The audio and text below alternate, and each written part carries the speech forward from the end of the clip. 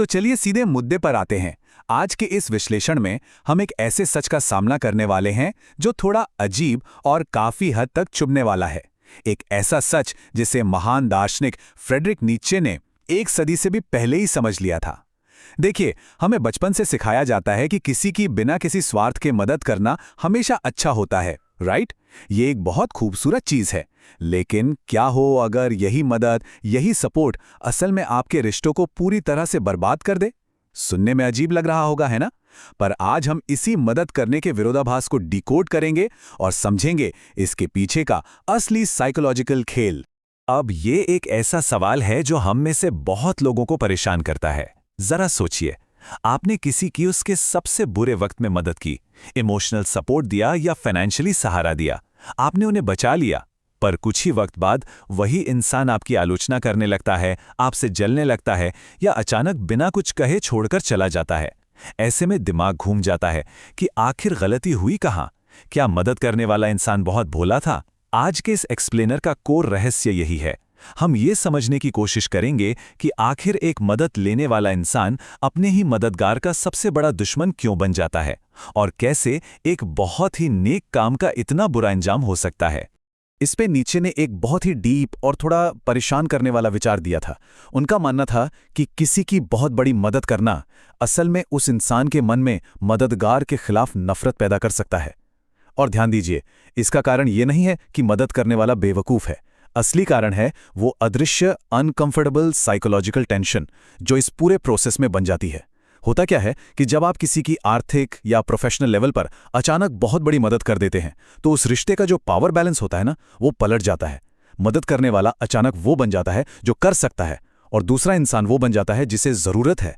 और सच तो ये है कि किसी से इतना कुछ लेना एक बहुत ही भारी इमोशनल डेट यानी भावनात्मक कर्ज पैदा करता है जिसे चुकाना आसान नहीं होता। और यही कर्ज उस इंसान के ईगो, उसके अहंकार पर सीधी चोट करता है। अब इस स्लाइड में जो हम देख रहे हैं वो सच में बहुत इंटरेस्टिंग है। मदद करने वाले और मदद लेने वाले की सोच में कितना बड़ा जमीन आसमान का अंतर होता है। मदद करने वाले को क्या लगता है? उसे लगता है कि वो एक महान काम कर रहा है। वो खुद को सक्षम, दानी और एक अच्छे इंसान के रूप में देखता है। ये एक बहुत ही पॉजिटिव फीलिंग होती है। लेकिन विडंबना देखिए, उसी वक्त मदद लेने वाले के सबकॉन्शियस माइंड में एक अलग ही जंग चल रही होती है। उसे अंदर ही अंदर यह एहसास होता है कि वो खुद कुछ करने के काबिल नहीं था। उसे महसूस कराया जाता है कि वो डिपेंडेंट है, आश्रित है और कहीं ना कहीं आपसे छोटा है। तो एक महान कार्य अनजाने में ही सही, लेकिन सामने वाले को एक सबॉर्डिनेट, एक निचली पोजीशन पर धकेल देता है जहां से उसके अंदर कड़वाहट शुरू हो जाती है। इस सिचुएशन को और गहराई से समझने के लिए हमें नीचे के एक बहुत ही फेमस फिलोसॉफिकल कॉन्सेप्ट को देखना होगा। इसे कहते हैं विल टू पावर, यानी शक्ति की इच्छा। नीचे के अनुसार हर इंसान के अंदर, चाहे वो कोई भी हो, खुद को मजबूत, आज़ाद और पूरी तरह से इंडिपेंडेंट महसूस करने की एक बेसिक ज़रूरत होती है। अब सोचिए, जब आप किसी की उसके सबसे कमज़ोर पलों में मदद करते हैं तो आप अनजाने में ही उसकी उस कमज़ोरी के चश्मदीद गवाह बन जाते हैं। और सच कहूं तो कोई भी इंसान ये जल्दी बर्दाश्त नहीं कर पाता कि किसी और ने उसे इतना लाचार देखा हो। ये उनकी आज़ादी और ऑटोनॉमी के लिए एक सीधा खतरा लगता है। तो इस असहजता से बचने के लिए वो अक्सर क्या करते हैं? वे उस असहजता के सोर्स को ही रिजेक्ट कर देते हैं। और वो सोर्स कौन है? हाँ, वो मददगार खुद। चलिए देखते हैं कि ये सब आखिर स्टेप बाय स्टेप कैसे होता है। कैसे एक अच्छी शुरुआत एक बुरे अंत में बदल जाती है। शुरुआत बहुत अच्छी होती है। पहला स्टेप है कृतज्ञता, यानी ग्रैटिट्यूड। इंसान सच में मदद के लिए आभारी होता है। पर फिर टाइम के साथ दूसरा स्टेप आता है, वो भावनात्मक कर्ज बढ़ने लगता है। जितनी बड़ी मदद उतना बड़ा कर्ज। जब उस इंसान को रियलाइज होता है कि वो ये कर्ज कभी बराबरी से चुका नहीं पाएगा, तो तीसरे स्टेप में अपराध बोध और हीन भावना पैदा होती है। अब ये इन्फीरियोरिटी कॉम्प्लेक्स धीरे धीरे सड़कर चौथे स्टेप में बदल जाता है नाराजगी या रिसेंटमेंट में। और आखिर में ये नाराजगी एक ऐसी जगह ढूंढती है जहां वो सारा ब्लेम डाल सके। और सबसे आसान टारगेट कौन होता है? वही इंसान जिसने मदद की थी।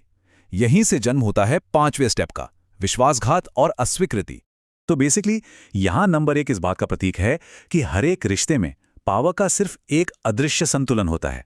ये थोड़ा कड़वा सच है। जब कोई लगातार अपना वक्त, अपना पैसा या नए अवसर देता रहता है तो वो अनजाने में ही खुद को एक ऊंचे आसन पर बिठा लेता है। और इसके रिजल्ट में क्या होता है? दूसरे इंसान को मजबूरन एक कदम नीचे उतरना पड़ता है। भले ही इरादा ऐसा बिल्कुल ना रहा हो, पर इंसान की फितरत इस निचली पोजीशन को आसानी से एक्सेप्ट नहीं कर पाती। वो इसका कड़ा विरोध करती है। कुछ लोग इस हीनता को स्वीकार करने से बेहतर उस रिश्ते को ही तबाह करना ज्यादा आसान समझते हैं। ये सुनने में बड़ा क्रूर लगता है, पर साइकोलॉजिकल पॉइंट ऑफ व्यू से ह्यूमन नेचर का ये कड़वा सच है। यहाँ एक और बड़ा ही अजीब सा डायनामिक सामने आता है, जिसे मूक ईर्ष्या या साइलेंट जेलेसी कहा जाता है। कभी कभी क्या होता है कि आपकी दी गई मदद या किया गया दान एक आईने की तरह काम करने लगता है। ये आईना सामने वाले को आपकी लाइफ की स्टेबिलिटी, आपका डिसिप्लिन या आपकी सक्सेस दिखाता है, और हर कोई अपना ये रिफ्लेक्शन इतनी आसानी से फेस नहीं कर पाता। ये उनके कमजोर अहंकार को सीधे तौर पर चोट पहुंचाता है। नतीजा ये होता है कि आपके लेवल तक आने या आपकी तारीफ करने के बजाय वे आपको ही नीचा दिखाने की कोशिश करने लगते हैं। शुक्रगुजार होने की जगह मददगार की कमियां निकाली जाने लगती हैं। ये दरअसल उनका अपनी खुद की कमजोरियों से नजरें चुराने और अपने इस आत्मसम्मान को बचाने का एक आसान तरीका बन जाता है। नीत्शे का ये कोट इस पूरे विश्लेषण का एक बहुत ही गहरा हिस्सा है। कमजोर व्यक्ति अपनी शक्तिहीनता को नैतिकता में बदल देता है, वह इसे आक्रोश कहता है। इसका क्या मतलब हुआ? ये हमें याद दिलाता है कि जब कोई मदद के बाद धोखा देता है तो ये शायद ही कभी शुद्ध द्वेष या बुराई के कारण होता है। ज्यादातर वक्त ये उनके अंदर चल रही बेचैनी और उनके अहंकार की नाजुकता का नतीजा होता है। उनका ईगो खुद को उस हीन भावना से बचाने के लिए एक सुरक्षा कवच तैयार कर रहा होता है, जो बाहर से क्रोध और आक्रोश के रूप में दिखाई देता है। ये समझना बहुत जरूरी है कि ये आप पर कोई पर्सनल अटैक नहीं है, बल्कि एक साइकोलॉजिकल डिफेंस मैकेनिज्म है। तो अब इन सब बातों को सुनकर आपके दिमाग में ये सवाल जरूर उठ सकता है, तो क्या हमें लोगों की मदद करना ही छोड़ देना चाहिए? क्या पूरी तरह से पत्थर दिल बन जाना चाहिए? बिल्कुल नहीं। इस एक्सप्लेनर का मकसद आपको निराशावादी बनाना नहीं है, बल्कि इसका असली मकसद है स्वस्थ भावनात्मक सीमाएं यानी हेल्दी बाउंड्रीज बनाना सिखाना। हमें मदद करना नहीं छोड़ना है, बल्कि मदद करने का अपना नजरिया और तरीका बदलना है, ताकि हमारी मदद लोगों को सच में ताकतवर बनाए, ना कि उन्हें कमजोर करे। सबसे जरूरी पॉइंट यहां पर यह है, और ये नीत्शे का ह्यूमन बिहेवियर बदलने का एक छुपा हुआ रूल है, कि सच्ची और स्वस्थ मदद वो होती है जो दूसरे इंसान को आप पर डिपेंडेंट नहीं बनाती, बल्कि उसे अपनी प्रॉब्लम खुद सॉल्व करने के लिए प्रेरित करती है। किसी और की लाइफ की हर एक प्रॉब्लम को खुद ठीक कर देने के बजाय उन्हें उस सोल्यूशन का हिस्सा बनाइए। अपना सब कुछ बिना सोचे समझे लुटा देने के बजाय स्पष्ट सीमाएं निर्धारित होनी चाहिए। सच्ची ताकत किसी को पूरी तरह से बचा लेने में नहीं है, बल्कि उनकी ऑटोनॉमी को इस तरह से बढ़ावा देने में है कि उन्हें फ्यूचर में किसी सेवियर की जरूरत ही ना पड़े। सही मदद वही है जो सामने वाले को आत्मनिर्भर बनाती है। चलिए, इस सोर्स मटेरियल से 5 बहुत ही ठोस और प्रैक्टिकल सिद्धांत निकालते हैं जो आपको हमेशा याद रखने चाहिए। पहला, कभी भी इसलिए मदद मत कीजिए कि लोग आपको पसंद करें। दूसरा, जिंदगी भर के थैंक यू या कृतज्ञता की उम्मीद तो बिल्कुल मत पालिए। तीसरा, आपने जो भी मदद की है उसका एहसान दूसरों को बार बार मत दिलाइए। चौथा, मदद तभी कीजिए जब आप बदले में कुछ न मिलने के लिए मेंटली तैयार हों। और पांचवा, कभी भी इतना ज्यादा मत दीजिए कि रिश्ते का बैलेंस ही बिगड़ जाए। ये सभी पॉइंट्स इमोशनल मैच्योरिटी की निशानी है। इसका सीधा सा मतलब है आज़ादी से मदद करना और ये एक्सेप्ट करना कि हर कोई उस मदद के भारी बोझ को उठाने में सक्षम नहीं होगा। और हाँ, ये बात बहुत अच्छे से समझ लीजिए कि धोखा खाना कोई फिक्स रूल नहीं है। लोग इस सपोर्ट सिस्टम को अपने मेंटल लेवल के हिसाब से अलग अलग तरीके से प्रोसेस करते हैं। जो मजबूत लोग होते हैं वो मदद की कद्र करते हैं, उसका यूज अपनी ग्रोथ के लिए करते हैं और आगे बढ़ जाते हैं। लेकिन जो लोग थोड़े कमजोर होते हैं वो उसी मदद को अपनी आज़ादी और अपने ईगो के लिए एक सीधा खतरा मान लेते हैं। इस साइकोलॉजिकल पैटर्न को समझ लेना फ्यूचर में बहुत सारे दर्द और कंफ्यूजन से बचा सकता है। ये क्लियर कर देता है कि रिएक्शन अक्सर आपके काम पर नहीं बल्कि सामने वाले की अपनी अंदरूनी स्थिति पर डिपेंड करता है।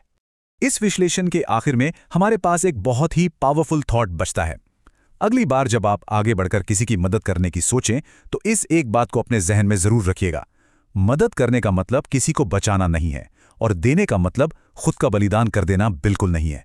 कई बार सबसे बड़ी समझदारी और सबसे बड़ा प्यार इसी बात में होता है कि दूसरों को उनकी अपनी लड़ाइयों से सीखने दिया जाए।